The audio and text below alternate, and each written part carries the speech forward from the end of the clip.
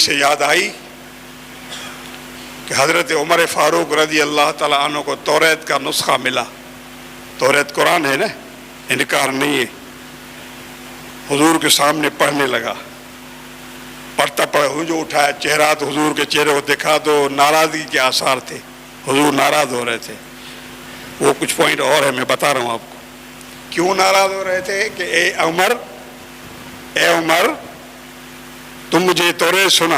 حضور توریت کے، انجیل کے، زبور کے حافظ تھے، حضور قرآن کے بھی حافظ تھے. حضور اے عمر تو مجھے توریت سنا رہا ہے، اور اگر صاحب تورات موسیٰ علیہ السلام اگر آ جائیں تو تم مجھے چھوڑ کر اس کی اتباع کرو گے؟ حضور نے یہ سوال کیا. تو آج حضرت عمر پریشان ہو گئے. اگر وہ آ جائیں تو مجھے سنا رہے ہو، اگر وہ آ جائیں تو مجھے چھوڑ کر اس کا کلمہ پڑے گا. عمر خاموش ہو گئے، کچھ نہیں کہا. میرے مصطفیٰ نے فرمایا لو کان موسیٰ حیا، اگر موسیٰ آج یہاں آ جائے، لو کان موسیٰ حیا ما وسعہ الا اتباعی.